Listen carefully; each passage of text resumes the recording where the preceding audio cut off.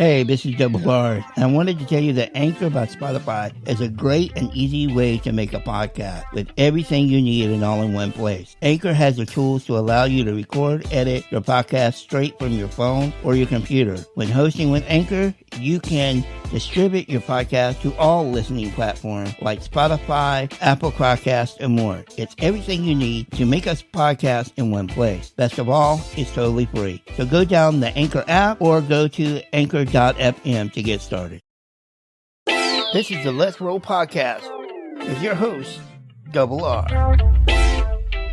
What's up, everybody? It's your boy, Double R, the host that rose the most, and this is the Let's Roll Podcast.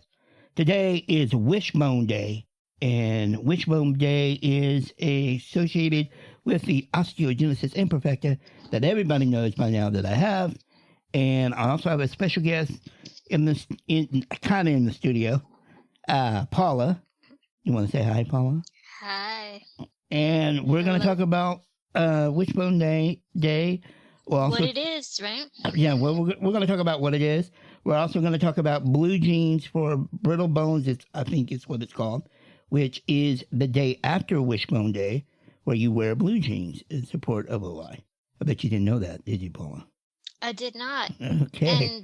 And does the OI Foundation have a fundraiser in regards to that? Actually, the blue jean one is associated with the foundation itself. Foundation, that's what I figured. Okay. All right, we're going to get into all that right after this. So, Paula, me and you got something in common, huh? Yeah. We both like we do. We both like to break dance, don't we? We like to break. Yeah, we like to break. When we dance. Snap, crackle, and pop. But when we dance, so we are the original break dancers. Oh, I don't think. You know what? Honestly, here's the thing. Fully.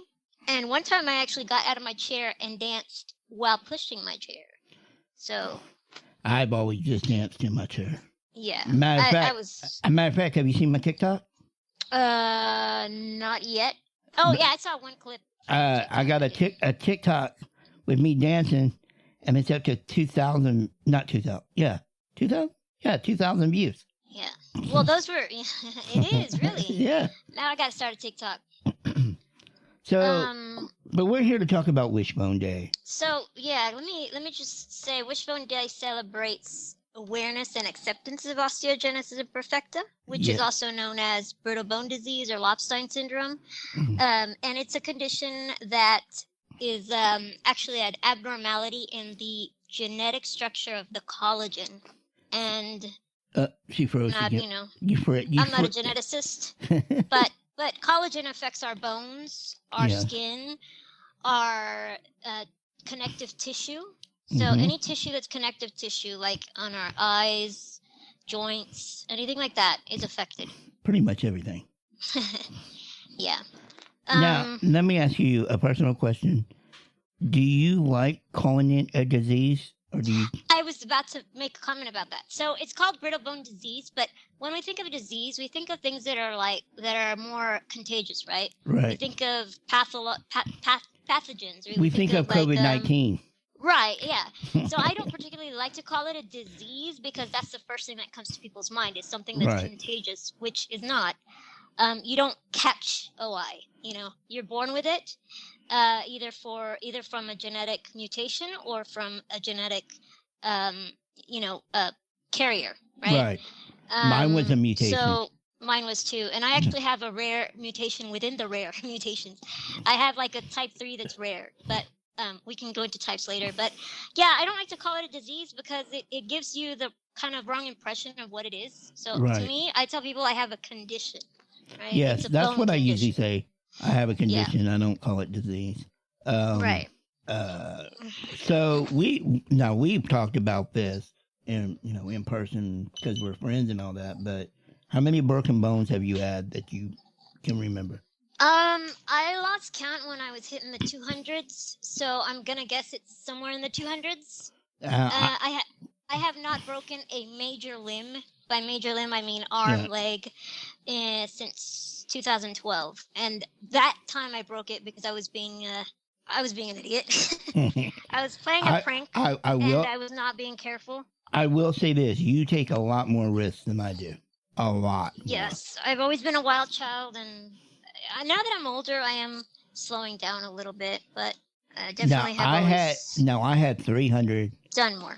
Or I've said over time I've had over 300 fractures. And do you count like the tiny ones though? Like no, for example, I'm say the past 5 years I've broken several ribs. Well, and those I would count though. Now, see what I actually considered a break is when I break an arm or a leg. Mm-hmm. I don't really count ribs because I don't know. I know I fractured them. Yeah. But actually break them, like, because there's a difference between fracture and a break, right? And break, yeah. I've had broken ribs and I've had fractured ribs, and they are definitely different. Right. It's night and day, right? From but how you can breathe and. Right. Well, I think over the years my family had just got to a point where he's had over 300 fractures, or actually they used to say 300 broken bones. Well, then people go, "You broke 300 bones in your body?" No. So you have to clarify that. Like, no, it's not. Well, because there's different degrees. Right, there's hairline fractures. Right, but I was like, it's more like fractures than it is full-on broken bones. And I didn't break 300 individual bones either. Like, I broke legs and arms multiple times. Multiple times, right. Yeah, so. I don't think I've ever broken my nose. Thankfully, knock on wood, I don't want to break my nose. But I did break my skull. I broke my skull and my nose. I've broken my skull, and I had the jaw incident. Broken my jaw. But those were adulthood fractures. I had never broken my skull when I was a kid. Even when I fell in a pew in a church, I didn't break my skull.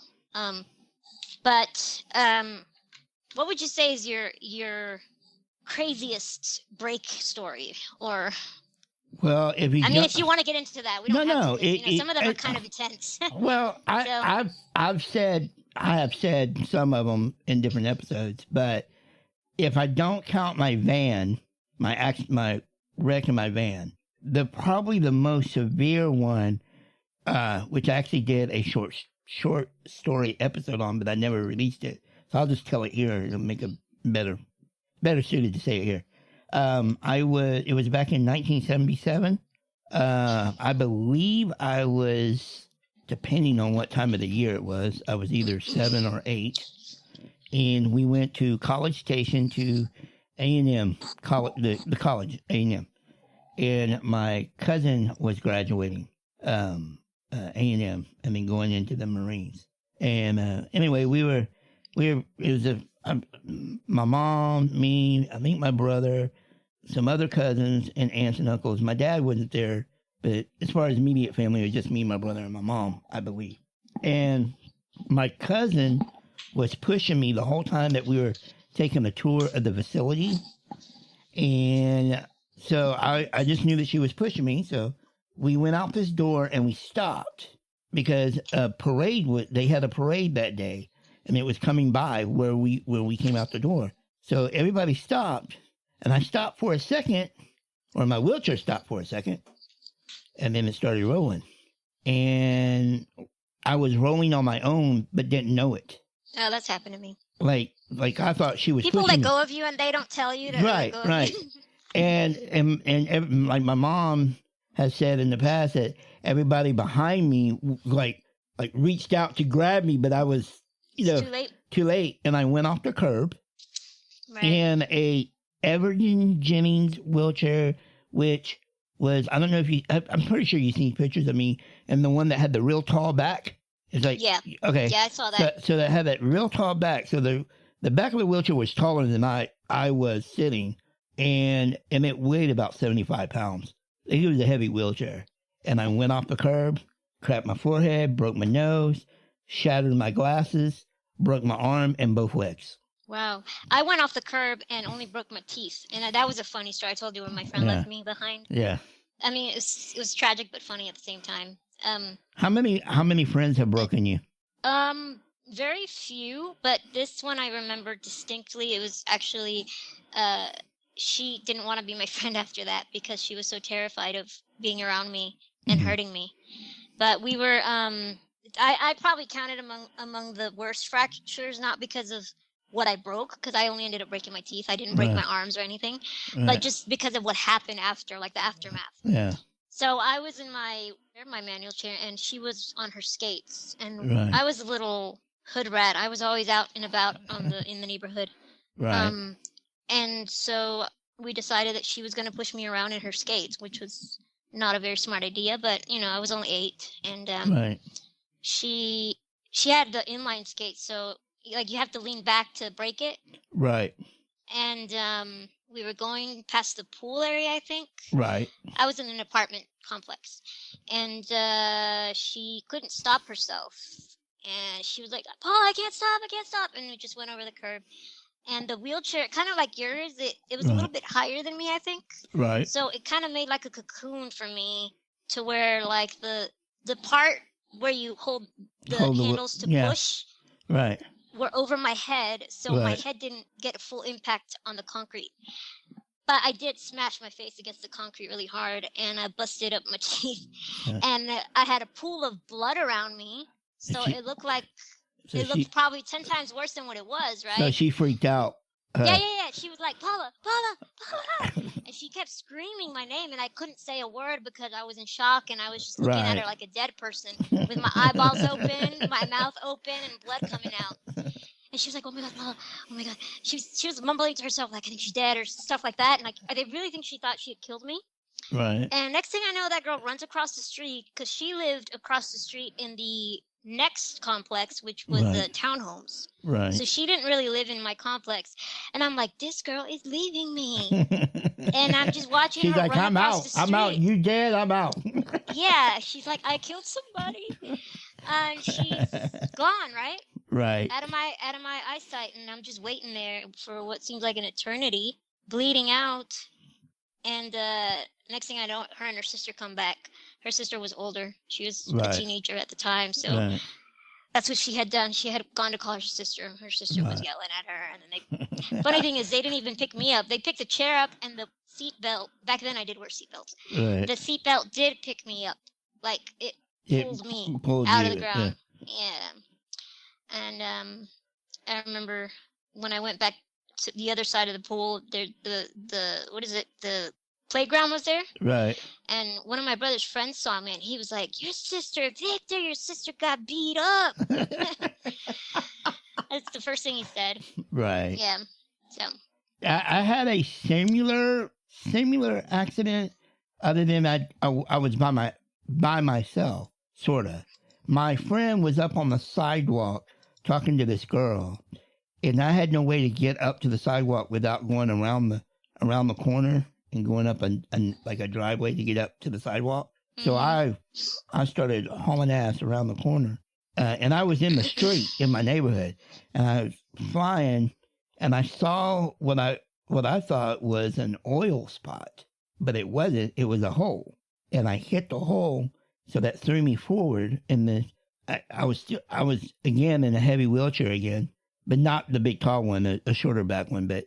And when I went forward and I put my arms out to catch me, and I hit. I didn't hit. My face didn't hit. I was able to stop, that, but I hurt both of my shoulders when I did that, and I'm stuck because I had a seatbelt on, and I kept move my arms and still hold me up. Yeah. And I happened to have a lady was jogging, and she saw me. And she ran over to me. She goes, "Can I help you?" And I said, "Yeah, undo my seatbelt. Like, just, reach under me and undo the seatbelt." And so she did that. I said, "Now slowly pull the wheelchair off of me." And she did that. Yeah. And I just kind of rolled over and held both of my arms. Yeah, we have to sometimes trust strangers like that and, be very...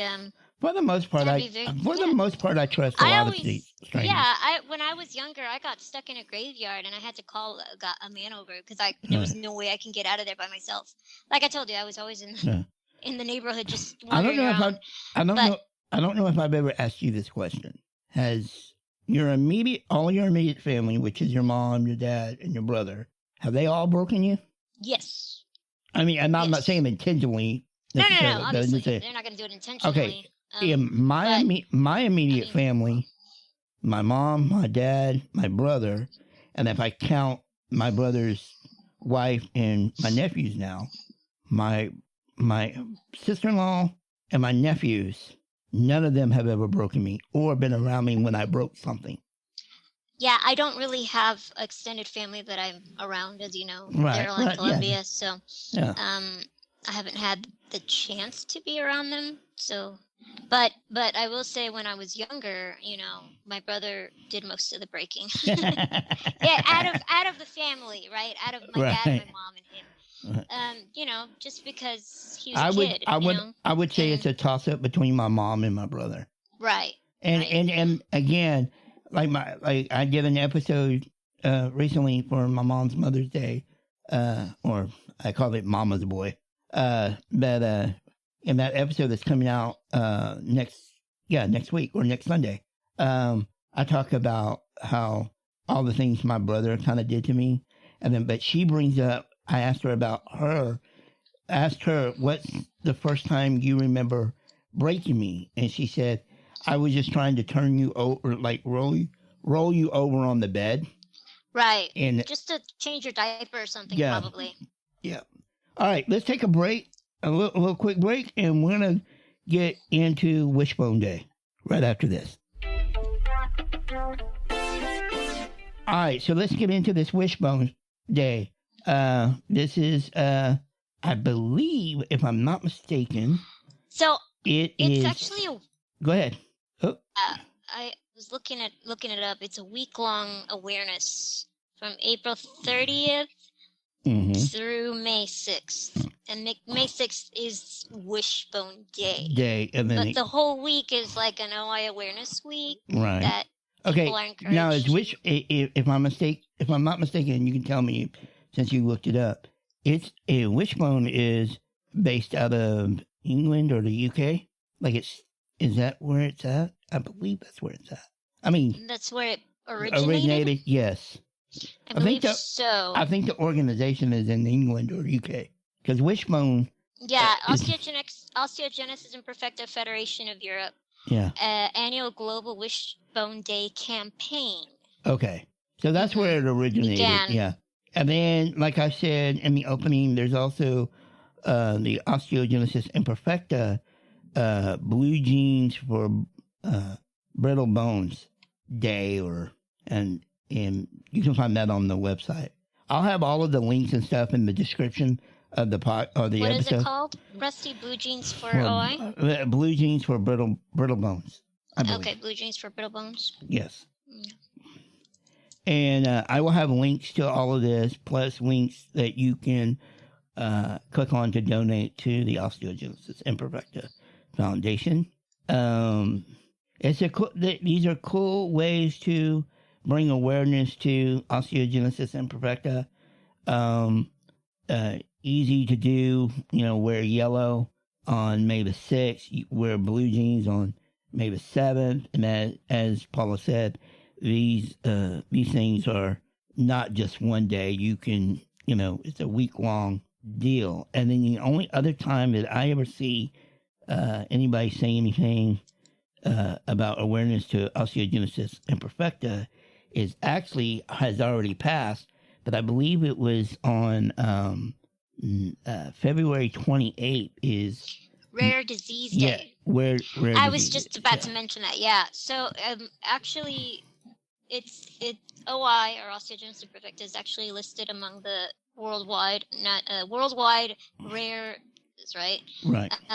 Or like you and me would prefer to say, conditions. Right. And it's 1 in 50,000 births about. So it's not the rarest of the rare diseases, but it is fairly rare. Right. We're not common. Right. You're not gonna see us very often. So I just wanted to do this wanted to help bring more awareness to osteogenesis imperfecta. And I thought it would be cool to have Paula on. We were going to have another guest on, but unfortunately he didn't make it. Paula. So people. We call him long arms because Yeah, he has a different type. Yeah. And he's not as short as we us. can actually get into that. We can get into the different types. Now, when I was born back in the day, because I'm old as hell. Okay, Rusty. You and I had the OG braces, the Forrest Gump braces. Yes, right? yes, we had those really heavy braces. Yes. Nowadays, kids get really light, thermoplast. I believe braces. when I got my first set of braces that you've seen, I believe that was the smallest pair of bracelets that particular brace man. They were so tiny, I bet. Made. Do you still have them? Yeah. I think you showed them to me with that tiny little boot. Yeah, like size 2 boot. You held it like a little baby boot. Yeah. I don't have any of my old stuff. My mom always throws out things, so I don't have any of that. So again, back when I was born, there was a very small paragraph in the medical dictionary and the junior high library. Very small paragraph. And there was only 4 recognized types. Right. Now there's God knows how many types. Well, yeah, with advancement in genetics and right. They've discovered more. I remember the regional conference that we went to. And we sat in one of those meetings where they were talking about all the types and blah, blah, blah, blah. And then there was a break and we all went out in the foyer or whatever. And I ran into like 1 or 2 people from the OI Foundation. And I made a joke to them. I go, y'all lost me after 4. Yeah, y'all lost me after 4 too. But 4 was good for me. So check this out. Okay. Type 1 is the least severe. Right. Right? Most people with type 1 walk and are almost to average height to almost average height, right? Right. So we're talking males who might be short, but not incredibly short. They might be like 5'2", 5'4". We don't count them anyway because they're type 1. Yeah, that's your type 1. And apparently Samuel L. Jackson had that type in the movie Unbreakable. Yeah. But that's not realistic, right? We all know that you're not going to be that tall or strong or he's not going to be that tall. Like that. And if he even had type 1, he wouldn't have broken as easy as they portrayed him in the movie. Well, type 1 it's a hit and miss sometimes, Rusty. Some people have broken a lot more than even a type 4. And I'm like, but you're type 1, you break less. And they're like, well, it depends. It really does depend on the person, their history. My opinion is that there's a scene in the movie where it's like a flashback or whatever, and he's walking down the stairs and he slips, and they say he shatters his bones. That's what I kind of went. Well, it's a movie, Maybe not. And not just that, it's a fantasy movie. But I will say the way unrealistic is how tall he was. Oh yeah. You're never gonna see a tall person with OI. That's for sure. Anyway, so that's type 1, and then we have type 2, which is the most severe. I don't know how they ordered this in the beginning because it makes no sense how it goes. I know it. So type 2s, it's actually pretty sad, but a lot of type 2s do die. Usually don't make it survive. Their chest cavities are too fragile, and they die from either breathing problems or a numerous amount of issues. And then there's type 3, which is what Rusty and I have, which is moderate severe to moderate, I guess. Right. We're very short people. Of course, you've been tested, correct? Yeah, I was genetically tested. I've never been genetically tested, but I usually tell people I'm between a 3 and a 4. Yeah, same, because they told me I'm not like your typical type 3. And you can see that by how I can walk a little bit. Certain things about me are just not. I don't know. If you saw us side by side, she's way smaller than I am. Not that much. As far as height goes, you are. You're like what, 3'9", 3'8"? Well, I was 3'10" at one time. You shrunk. You're shrinking with age. But I mean, even body size, I'm bigger. I'm 3'2", 46 pounds. So I am very small compared to you. Yeah. I'm very small compared to everyone. You're not beluga whale size. What? I said you're not beluga whale size. Your brother calls you a beluga whale. He's so mean. Because your forehead is kind of like a beluga and whale. then we have a friend, like I said, that would have been here, but he went to bed and whatever. He has type 4, which is the one that comes next. So he has type 4. I mean, he's actually less severe than type 3. You know what? I know he had surgery on his legs, but the only thing that screams OI to me from him is his teeth. His what? Teeth. His teeth. What about him? That's the only thing on him that screams OI to me. Oh, it screams OI. I thought you said he doesn't have crooked arms, right? No, his arms are like just normal. If you look at just his arms, they just look like an average healthy man's arms. Yes, you could say his body, like when he stands up, you can tell. I guess we can tell. Yeah, he has OI because he is compact. But when he's just sitting, but he's never broken his arms. But when he's sitting in no, he's never. All of his legs were crooked, and that's what he had surgery on. We always get him to reach things for us when he's hanging out with us. Yeah, plus his wheelchair sits lower too. Yeah. So he can just reach down and pick things off the ground. But yeah, I would say that if he was just sitting in his wheelchair, there would be very few people that could go, yeah, he has OI. Yeah. So there are distinct characteristics of people with OI. Not all of us have this characteristics, but many of us do. One is the blue sclera. The eyes have a kind of bluish tint to them. The white part is not fully white. I had it more when I was younger. Yeah, I did too. Another thing that's described is like the jaw to forehead ratio is smaller, kind of like triangular. Also, our faces, and most of us is triangular, but upside down triangle. Upside down triangle, yeah. A lot of people though don't have any necks just because our backs are so crooked. But I actually have a neck, and I don't. I cover it up. Do have scoliosis pretty bad, but what neck I have, I cover up with fat. You got that double chin. I got double, triple, double. Actually, you have a back chin, so it's like in your back of your head. Yeah. Oh, the truth comes out about me now. What's another thing? Obviously, crooked bones. I will say.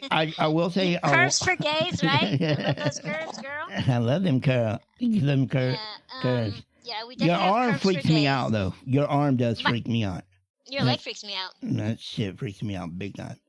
When you get anxious and start tapping your leg, I'm like, oh, that leg looks like it's going to shatter any minute. Yeah, okay, you know that you're talking about the crooked one, right? Yeah, your crooked leg is really crooked. Do you realize that's the one? You make fun of my arm, I make fun of your leg. But okay? do you realize that that's the leg I use the most when I go to stand up? That's crazy. That leg's going to snap. Sucks. That's going to snap mine is my left one, and my left one does not have a piece of rod anymore. So I it's going to become like yours because it's slightly curved. I'm having problems with my left leg because I got to tell you something. Well, don't tell me on that. Sorry, go on. No, it's about OI. Okay. It's about OI. But anyway, my left leg has the rod in the lower part. But back in, I guess I'm going to say back in 2000, maybe 2001, the rod started to come through the bone. So exactly what happened to me. So I had to get it removed. So instead of them taking the rod completely out, they took part of it. They just cut off the end. Well, the rest of that is starting to come protruding out, and some of the wire that they, I guess, wired together to keep it closed or whatever, that's starting to mess with me. And sorry, I mean, it's not super painful, but man, she's doing a lot of cocaine, just so y'all know. Oh, God. So what were you going to say? I'm sorry, what were you going to say about... Oh, no, I was just going to say about our legs, right? We've had rotting. We both have had rotting in our legs. And we both had a rod, or at least a part of a rod, removed from our leg. I had it removed from my left leg. You had it removed from your right leg, right? The right leg at the bottom was totally removed. Yeah, that one is like completely gone. The left leg is partially removed. Oh, okay. So the lower, what do you call the lower part of the leg? The tibia? Yeah, so the tibia on the right side Tibula and tibia. So I had my tibia rod removed, partially removed. So the tip of it was taken out because it was just like it was sticking out. It was starting to come out almost through my skin. Right. Well, I had the one on at the time. The one on the right did come through my skin. It looked like a BB was stuck in there. Yeah, my friend had that. My friend who Let me ask you this: passed away. What kind of rods did you have? Titanium. No, but you know the name of them. Oh, I don't remember. I mean, were they telescoping? I think so. Because see, I had two different types. Most of my legs, well, all of my legs had telescoping, which means the rod grows with your leg. They grow with you because they put two of them side by side, and they start. Well, mine went in. As you grow. No, mine went in like into the bone. Yeah. No, into the rod. It was 2-piece rod, but they went into each other. Oh. Mine were side by side. I don't know. Maybe they were into each other. And then in my right arm, upper right arm, I have what's called a Bailey rod, which looks like a crochet hook. Crochet. I definitely have that. Yeah. And that one's coming out at the top and bottom because it was in my arm since I've been 4. All I know is we should have been at the Xavier School for Mutants. Yes. Well, look, I'm almost looking like Professor X. Right, you are. Yeah. Too bad our metal in our body can't come out like Wolverine, right? And become a weapon. That would be cool. But yeah, I was gonna say about what happened with me with the doctor was I saw a doctor one time and he's like, "Wow, they did a really good job on your legs. They're so straight." And I was like, "Yeah." He kind of realized that what he said might have been taken the wrong way, because he was like, "Those are some really nice legs." Well, and he was like, "You know what I mean? I'm talking medically." Like, I had a doctor look at my X-ray, and it was when I had my car accident, and he's looking at it, and it's me and my mom sitting there with him, and he's looking at it, and he goes, "What am I looking at?" And my mom goes, "My son's skeleton?" And he said, "No." Had he never seen someone with a eye, or what? He never saw the Bailey rod. Oh. He didn't know what that was in my arm. Oh. And he's like, "What is that?" And we were like, what? That's another thing I want to bring up. Let's take another break, and then we'll talk about our experiences going to the doctor. All right, guys. So we're going to talk about our different experiences with the doctor. And I know that, Paula, you've gone probably to the doctor way more than I did. At least, especially in my adult life. But what are your memories or thoughts on when you go see a doctor, especially maybe for the first time, that you don't have a established, do you ever feel like this doctor doesn't know anything about me? Or not me as in personal, but me as with OI? Because I can tell you my doctor, my primary doctor right now, almost every time I go in there, she asks me an OI question. Because she doesn't know anything. Now, see, if I had the choice, I'd rather somebody that's experienced with OI. But yeah, when I have to see someone that's not, you're the one that has to educate them on it. And nowadays, there's more access to information and more knowledge about it, just like with any other condition. So you're not going to get as much ignorance from doctors as you would have maybe a decade or 2 or 3 ago. But you still get it. Did your parents fight with doctors and nurses as far as your care went when you were growing up? There's a language barrier for me. Okay. Yeah, so I don't think they fought maybe as much as they would have had they been more confident in their language and the speaking, right? I think a lot of times, a lot of things that happened to me in school were overlooked because of that. I didn't really get... I had a 5th grade teacher who didn't let me go to recess because she was so scared of me getting hurt. And, nobody spoke up for me, So I basically got sent to a room all of 5th grade. But you got sent to a room with other people in it, right? She wouldn't let me go to recess, and she would send me to, this, reading room with... It was just, me and one other kid, or me and a Well, tutor. At least you weren't left in the classroom with the door shut and the lights turned off. Yeah, that's not cool. I did have experiences like that where I was left behind, where I couldn't get out because I was stuck. Did you ride the short bus? And that gives me a panic. That's why I panic nowadays when I'm left behind, because I remember. Sorry guys, he kind of breaks up. He freezes up. Oh, Sorry about that. You said that sometimes you panic when you get left behind. Yeah, because of experiences of being left behind when I was younger. Okay. But what were you going to say? No, I asked if you ever rode the short bus near school. Of course. I had one of the bus drivers in the short bus. She didn't time. You froze up again. Hey guys, thanks for listening to this first part of this episode. Make sure you check us out on the letsrollpodcast.com. Check it out on all of our social media. Look forward to the second part coming out next. And as always, until next time, let's roll. Hey, this is Jenny Heaney, and you're listening to the Let's Roll podcast with host Double R. Make sure you're following us on all of social media. Find the links below in the description or at the letsrollpodcast.com.